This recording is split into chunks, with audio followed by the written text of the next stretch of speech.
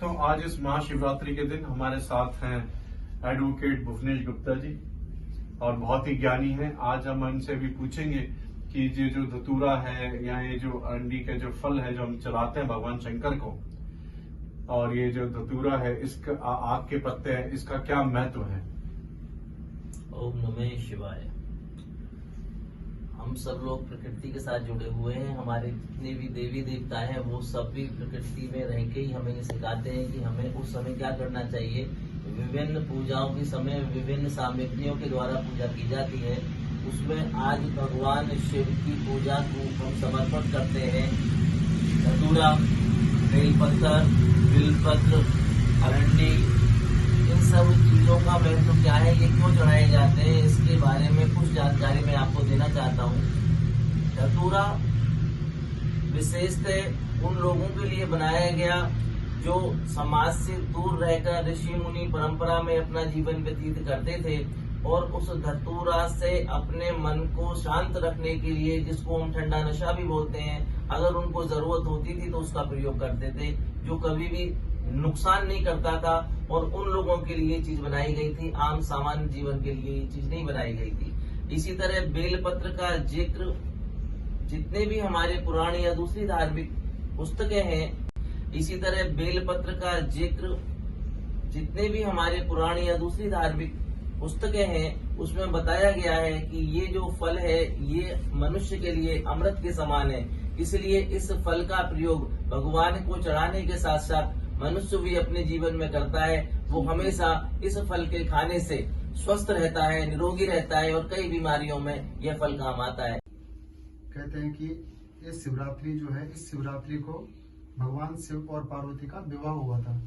तो जब भगवान शिव और पार्वती का विवाह इस दिन हुआ तो सभी भक्त लोग इस दिन व्रत रखते हैं, पूजन करते हैं और भगवान शिव के लिए व्रत रखते हैं। कहते हैं कि आज के दिन हम भगवान का विवाह उत्सव को मनाएंगे और दिन भर भगवान के नाम का व्रत रखेंगे, रात्रि के समय भोजन करेंगे या रात्रि को जागरण भी करेंगे। उसी खुशी में हम नाचेंगे, गाएंगे और भगवान का ध्यान करेंगे। इसीलिए महाशिवरात्रि मनाई जाती है।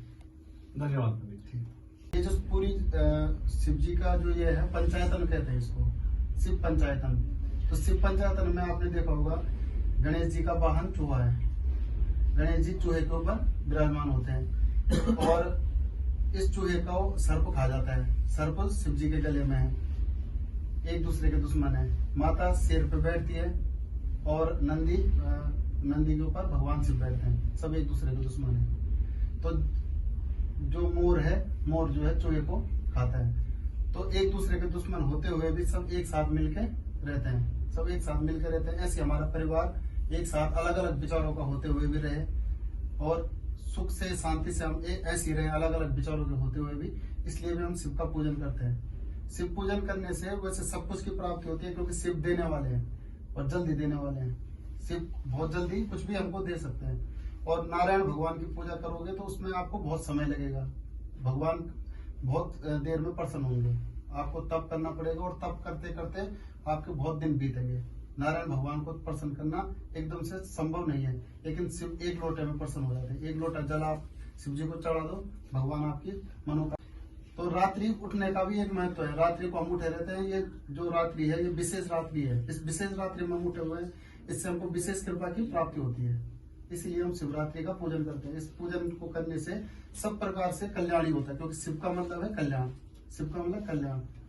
तो जब शिव हमारा कल्याण करेंगे और हम उनके मंत्रों का पाठ करेंगे तो जो मंत्र हैं वो वायुमंडल में फैलेंगे और जहां तक भी इन मंत्रों का प्रभाव होगा या विश्व में, हम हिंदू धर्म में आपने जो भी मंत्र सुना होगा उस मंत्र में सबके कल्याण की कामना है। सर्व मंगल मांगल्ये शिवे सर्वार्थ साधिके शरण्ये त्र्यंबके गौरी नारायणी नमोस्तुते। तो हर किसी के मंगल की कामना, मंगलम सर्वलोकानां, सबका मंगल हो, सबका भला हो, इसी भावना से कोई भी पूजा पाठ हम हिंदू धर्म में करते हैं। भगवान शिव सबका कल्याण करे, इसी कामना के साथ में आज की शिवरात्रि में सब ब्राह्मणों के द्वारा आपको बहुत बहुत आशीर्वाद। पंडित जी ने अभी महाशिवरात्रि के बारे में बताया कि कैसे जो है बाबा शंकर और माता पार्वती की शादी के उपलक्ष्य में हम महाशिवरात्रि मनाते हैं। पर महाशिवरात्रि के संदर्भ में एक और बहुत ही प्रचलित कथा है, वो ये है कि एक भील अपने परिवार सहित एक जंगल में रहता था और एक बार सुबह से शाम हो गई, लेकिन उस भील को खाने के लिए भोजन बिल्कुल भी नहीं मिला। तो उसने अपने परिवार से कहा कि कोई बात नहीं, मैं दोबारा जंगल में जाऊंगा और इस बार कुछ न कुछ शिकार करके जरूर लाऊंगा जिससे मैं आप लोगों की भूख मिटा सकूं। तो भील को उसके परिवार ने कहा कि अब तो रात हो गई है, बहुत ज्यादा हिंसक जानवर भी होंगे, आप कैसे करोगे, आपकी जान को खतरा। उसने कहा नहीं, मैं जाऊंगा करके आऊंगा, आपके लिए भोजन लेके आऊंगा। इस प्रकार जो भील है वो जंगल में निकल जाता है शाम को, और वो एक पेड़ पे चढ़े जाता है और अनजाने में वो जो पेड़ है वो बेलपत्र का पेड़ होता है। अब भील जो है पेड़ पे बैठा हुआ है, प्रथम पहर शुरू हुआ और कुछ घंटे बीत जाते हैं और कोई शिकार नहीं आता। भील बहुत परेशान होता है और वो व्याकुलता में जो है जैसे ही अपने हाथ पैर हिलाता है और गुस्से में ऐसी पत्थर तोड़ के नीचे फेंकता है तो बेलपत्र भगवान शंकर को चढ़ जाते हैं। प्यास लगती है, 2 घूंट पानी पीता है, पानी जो उसके पीते हुए पानी उसके मुख से निकल के जो भगवान शंकर को अर्पित हो जाता है वो भगवान शंकर स्वीकार कर लेते हैं। और इतने में उसे दिखता है एक हिरन आता है, वो अपना तीर कमान उस पर तान देता है। ये देखते हिरन उसे बोलता है, भील मुझे अभी मत मारो, मैं अपने परिवार को ढूंढ रहा हूं, मेरा परिवार मुझे नहीं मिला है, तो आप मुझे अभी मत मारो, मैं अपने परिवार को सुरक्षित देखाऊं, उसके बाद मैं आपके पास आऊंगा, आप मेरे प्राण ले लेना। तो भील कहता है ठीक है जाओ, मैं तुम्हारा ही इंतजार कर रहा हूं। तो इस प्रकार भील भूखा प्यासा जो है अपना भूखा रह के और सारी रात जाग के उस प्रथम पहर में वो रहता है। तो प्रथम पहर की पूजा भगवान शंकर जो है महाशिवरात्रि के दिन उसको स्वीकार कर लेते हैं। जब दूसरा पहर शुरू होता है वो कहता अब तो बहुत देर हो गई, वो हिरन आया नहीं, वो मुझे बेवकूफ बना गया। वो फिर व्याकुलता में क्रोध में जो है हाथ पैर मारता है, कुछ बेलपत्र टूट के नीचे भगवान शंकर को चढ़ जाते हैं। क्योंकि किसी को नहीं पता होता कि उस वृक्ष के नीचे शिवलिंग है। और फिर उस थोड़ा सा उसे प्यास लगती है, वो जल पीता है और वो फिर जल मुख से निकल के थोड़ा सा उसके भगवान शंकर के शिवलिंग पे चढ़ जाता है। तो दूसरी प्रकार की पूजा उसकी ऐसे होती है, लेकिन वो देखता है कि वहां सामने से एक हिरनी आ रही है, वो उसको देख के एकदम से बाण तान देता है। हिरनी कहती है देखो मुझे मेरा परिवार नहीं मिला है, बच्चे और पति पता नहीं कहाँ है, एक बार मैं उन्हें सुरक्षित अपने घर पे छोड़ हूं, मैं तुम्हारे पास स्वयं आ जाऊंगी, तुम मेरा वध करके अपने परिवार का पेट भर लेना। वो कहता है नहीं मैं तुम्हें अब नहीं जाने दूंगा। ऐसी एक हिरन आया था, वो भी रह के अपना वो प्रहर पूरा करता है।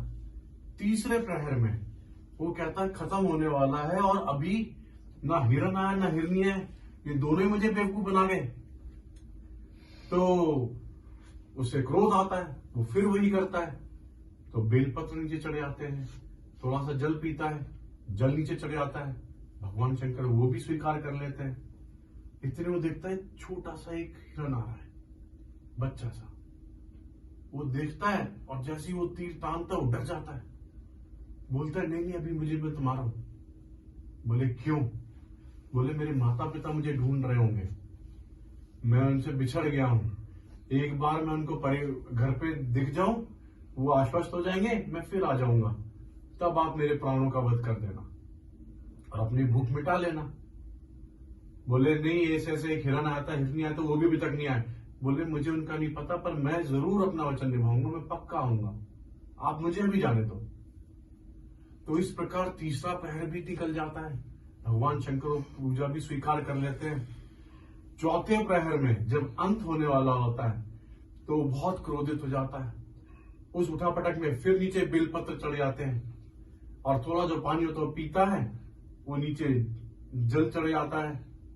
तो इतने वो क्रोध से जैसी खड़ा होता है तानता है, डर जाता है, बोलता है नहीं अभी मुझे मैं तुम्हारा हूं। बोले क्यों? बोले मेरे माता पिता मुझे ढूंढ रहे होंगे, मैं उनसे बिछड़ गया हूं, एक बार मैं उनको घर पे दिख जाऊं, वो आश्वस्त हो जाएंगे, मैं फिर आ जाऊंगा, तब आप मेरे प्राणों का वध कर देना और अपनी भूख मिटा लेना। बोले नहीं, ऐसे ऐसे एक हिरन आया था, हिरनी आया तो वो भी अभी तक नहीं आए। बोले मुझे उनका नहीं पता, पर मैं जरूर अपना वचन निभाऊंगा, मैं पक्का आऊंगा, आप मुझे भी जाने दो। तो इस प्रकार तीसरा प्रहर भी निकल जाता है, भगवान शंकर पूजा भी स्वीकार कर लेते हैं। चौथे प्रहर में जब अंत होने वाला होता है तो बहुत क्रोधित हो जाता है, उस उठापटक में फिर नीचे बेलपत्र चढ़ जाते हैं और थोड़ा जो पानी होता है पीता है, वो नीचे जल चढ़ जाता है। तो इतने वो क्रोध से जैसे ही खड़ा होता है, वो देखता है सामने से हिरन और उसका परिवार आ रहा होता है। तो जैसे ही वो सब आते हैं, वो देखता है, बोलता है अरे तुम सारे इकट्ठे क्यों आए? बोले हमने आपको वचन दिया था, हमारा परिवार सुरक्षित है, हम तीनों ही आपके पास आ गए, कि हम में से कोई एक भी अगर मर जाएगा तो हम उसके बिना जी नहीं पाएंगे, तो आप ऐसा करें, आप हम तीनों के प्राण ले लें और अपने परिवार की भूख मिटा लें।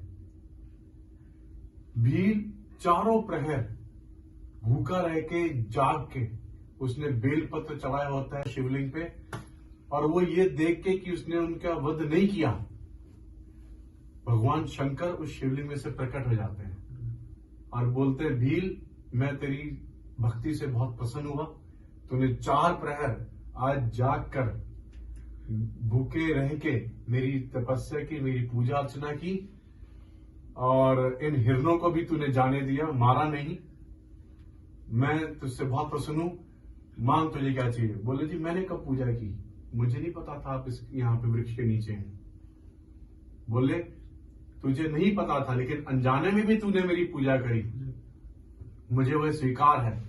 तो महाशिवरात्रि का जो ये दिन है, ये रात्रि बहुत पावन है। जब भगवान शंकर ने उस भील को अनजाने में की हुई पूजा को स्वीकार कर लिया, तो जब आप अपने मन से 4 प्रहर की पूजा का आह्वान करके पूजा अर्चना करते हैं, तो भगवान शंकर अपने परिवार समेत आप पे अपनी असीम कृपा बनाते हैं और आपको दुखों को हरते हैं, और आपको जो है बहुत जो आपको चाहिए, आपकी मन वांछित इच्छा पूरी करते हैं। ये इस रात्रि की जो है कथा है। हर हर महादेव।